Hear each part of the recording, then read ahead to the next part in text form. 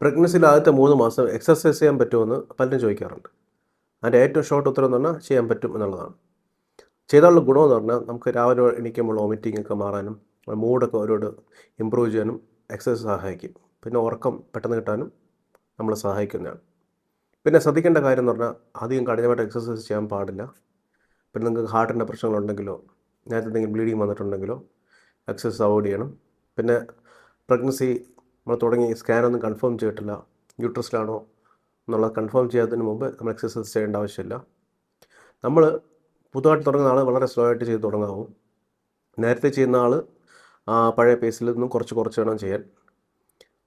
Best exercise എന്ന് പറഞ്ഞാൽ walking ആണ്. നമുക്ക് ചെറുതായിട്ട് യോഗയൊക്കെ ചെയ്യാം. സ്വിമ്മിങ് ചെയ്യുന്ന ആൾക്കാർക്ക് സ്വിമ്മിങ് ചെയ്യാം. പുതുതായിട്ട് പോയി സ്വിം ചെയ്യേണ്ട ആവശ്യമില്ല.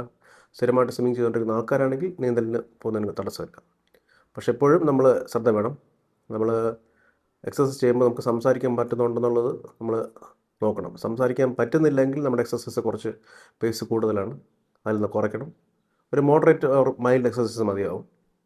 പിന്നെ അടുത്ത 2-3 മാസമാകുമ്പോൾ എക്സസൈസ് കുറച്ച് കൂട്ടുന്നതിന് പ്രശ്നമില്ല.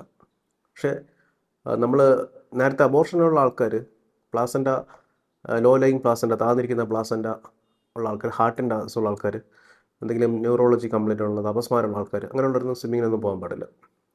അത് പ്രത്യേകം ശ്രദ്ധിക്കണം. പെർഫെക്റ്റ്ലി ഓക്കെ ആണെങ്കിൽ മാത്രമേ സ്വിമ്മിങ്ങിനോ അങ്ങനത്തെ ജിമ്മിലോ ഒക്കെ പോയിട്ട് എക്സസൈസ് ചെയ്യാവൂ. കാരണം എപ്പോഴെങ്കിലും നമുക്ക് തലകറക്കം, ക്ഷീണം ഒക്കെ വരാനുള്ള സാധ്യതയുണ്ട്. വാക്കിംഗ് ആണ് ഏറ്റവും നല്ലത്. വാക്കിംഗ് ചെയ്യുന്നതിന് തടസ്സമില്ല. നമ്മൾ ആദ്യം ഫസ്റ്റ് സ്റ്റെപ്പായിട്ട് വാക്കിംഗ് തന്നെ ചെയ്യണം.